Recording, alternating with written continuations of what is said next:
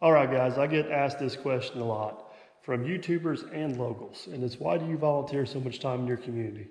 I'm gonna give you the best explanation I can.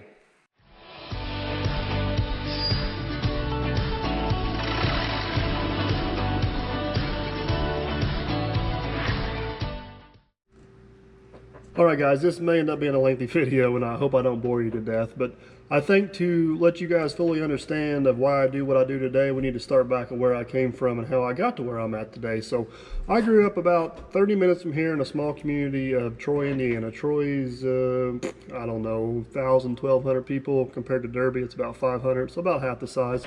Still pretty small community. This whole area is pretty rural. Our county has about 18,000 people and the largest city has about 7,500. So this whole area is pretty rural. We're right in between two metropolitan areas. Louisville's about an hour to the east. Evansville's about an hour to the west. So I grew up in Troy and my family was heavily involved from as young as I can remember. My family was involved in the community organizations and everything going on around the town. And it wasn't just my family. There was a whole group of people that made an effort to make Troy a better place. They got a pretty large festival that went on there for years. It was hugely successful. That group brought a community center to town. At one point, they actually opened a public pool in Troy. And there was a lot of good things going on in Troy, but Troy had its demons, I guess is the best way to put it. And at the end of the day, due to politics and people leaving town and so on and so forth, pretty much everything we worked for down there ended up being a failure. The community center went under, the pool got closed and tore down, the fest no longer exists. Yeah, it just, everything was, at the end of the day, everything was a failure, but it wasn't from a lack of effort by a dedicated group. So the second part of that is whenever I grew up in Troy, I was proud to be from Troy. But as I got a little bit older, I realized if you told people you wanted to raise a family in Troy, or if you wanted to go to college and come back and live at Troy, they usually pulled you to the side and gave you a little talk about how you could do better than that and you need to strive and hit higher goals. And honestly, they were right. Troy was not the ideal, and it's still not the ideal place to come back and raise a family. I would love to see that change. You know, Troy is a big part of my childhood. So anyways, I went off to college and did my thing, whatever. Come back, and I knew I wanted to come back to Perry County. As much as me and Troy didn't have the best relationship, I still love this area. I still love this county. I thought there was a lot of stuff here. It's my home. So I knew I wanted to come back to Perry County. So I didn't want to live in Tell City. I'm just not a city guy. So my family owns some property here in Derby, so I moved to Derby. That's how I ended up in Derby. And Derby, before I got here in 1997, I moved here in 2004. So in 97, they created the Derby Community Association. And Derby is an abandoned mining town. So they took the Derby Community Association was created to basically take an old barge loading facility, and which was a river dump, and turn it into a public park just to clean up the riverfront a little bit, because there was some cabins and a little bit of tourist industry just starting to come in, and we just had this total mess in downtown Derby. This was before my time, keep in mind. So some individuals created the Derby Community Association, and they created this park, and then the county parks department agreed to take this park over into their park system. So the county operated it for up until 2011, I guess.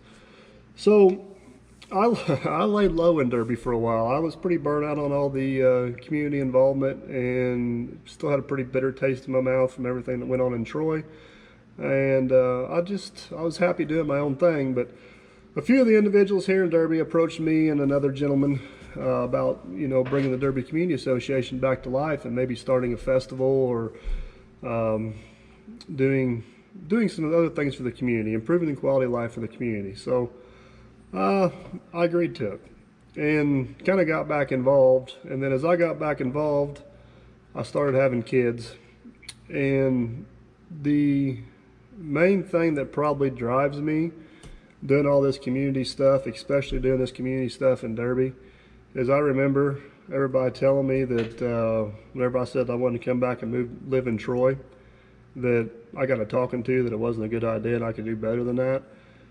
I don't want that for my kids. I want Derby to be a viable place that they feel comfortable and can feel proud of to come back and raise a family. Now, I don't by no means am saying they need to stay here, or I'm encouraging them to stay here. I want them to do whatever they want to do. If they want to move off and chase their dreams in LA or Indianapolis or Evansville or Louisville or whatever, even if they do that, I still want them to say home is Derby. That's where they grew up. If people ask me today where I grew up at, I say Derby, because I don't even want to have the conversation about Troy. I don't want that for them. I want them to be proud of where they grew up at, and if they want to come back here and raise a family, I want that to be a viable option for them. So that's whenever I kind of ramped it up a notch, I guess you would say. And, we've made a really hard push. Whenever I say we, I may be kind of the leader behind it all, but it's an absolute 100% team effort. There are so many dedicated people here in Derby that have made Derby's 500 people, and we've made close to $1 million worth of public improvements in the last 5 years, and that's all private money. I'm definitely proud of that accomplishment, but I'm more proud of what the community came together to do. And I'm very thankful to be part of that. So, does it take time away from my kids and family? Yeah, it does at times. But does it also improve their quality of life and give them more options as adults? I 100% believe so. So many people want to, I don't know if complain is the right word, but have issues with their quality of life, whether there's nothing to do or this or that, or the pool's this, I'm a doer, not a talker. So I always tell those people, if you don't like the way the pool's being managed, get on the pool board. If you don't like the way the public parks are having the grass cut, then get on the parks board. Or you don't have to be rude or stand up in a meeting and show your ugly side. You can talk to these people. My most productive meetings are behind closed doors. I don't go slander people on Facebook or on in a public meeting or in the newspaper or stuff like that. I know who the decision makers are in my community. I got their phone numbers, or I find their phone numbers, and I seek them out, and we have productive conversations, and a lot of stuff gets done. So if you don't like what's going on, get involved and change it. And getting involved, in my eyes, is not making a big scene. It's actually doing productive stuff. I hope that makes sense to you guys. So yeah, that's in a nutshell. That's why I take the time out of my life to volunteer for the community and do what I do. Now, I am the president of the Derby Community Association. I have been for, I don't even know, 5 years maybe. The association's been active for 7, but the first 2 years somebody else was president, but we worked really well together. It was all the same. I sit on the Perry County Solid Waste Advisory Board, which is basically our recycling district. I help a lot with the 4-H because they asked me to, and my kids are in 4-H. I do not sit on that board. I just don't have time to dedicate to that, and it's not fair, but I do everything I can to help them out. I hold no public offices, and I don't intend on running for any public offices. I feel like I can do more by just being involved in my community and kind of going where I'm needed and knowing who I need to talk to. I like being the person doing the talking instead of being the person that's getting talked at, if that makes sense. So, there's a lot of other good things that come out of it.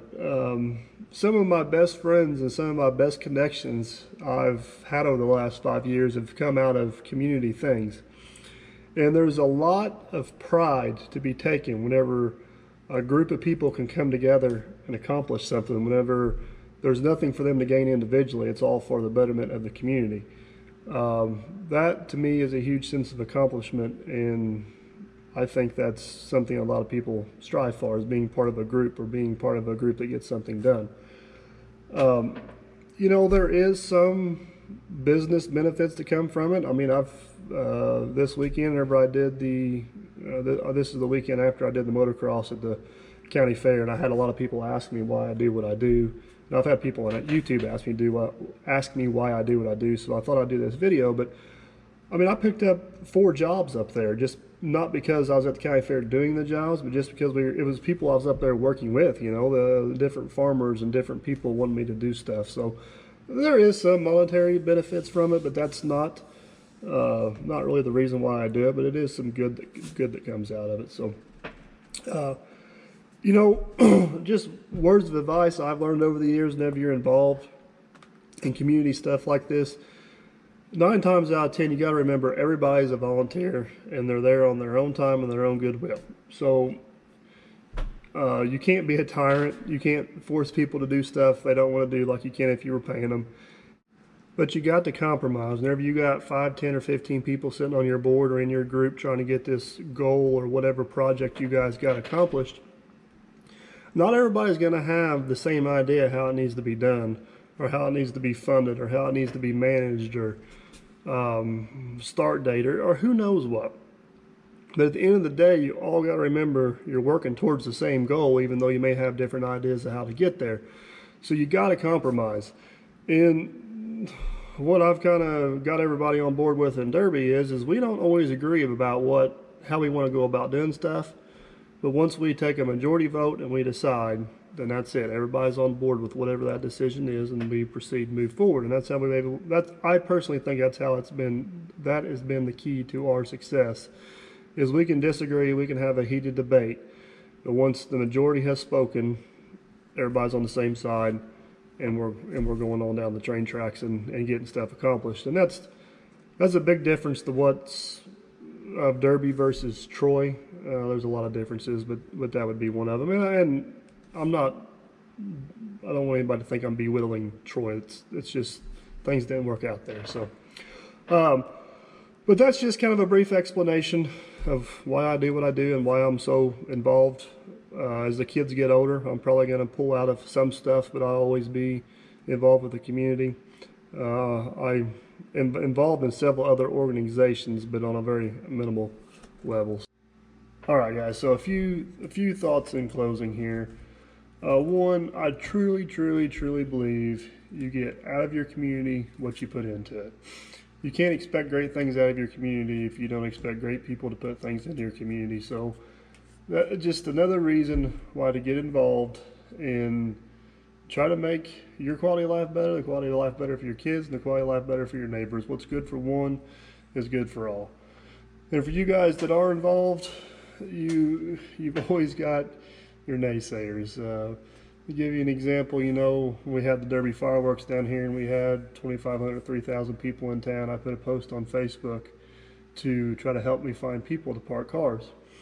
I had 3 people inquire about helping me, and I had over 12 people comment and complain about the parking. So unfortunately, sometimes the naysayers are louder than the people that appreciate it, but I can promise you there's always a lot more people out there that appreciate what you're doing than there's people that don't appreciate it. Unfortunately, just sometimes those are the more vocal ones. So I always strongly encourage everybody to get involved in their community. Like I said, what's good for one is good for all, and what you put into your community, you will get back out in many different ways. I mean, it's what goes around comes around scenario. So I hope you guys took something positive away from this and a little bit of an explanation of a little bit of an understanding of why I do what I do.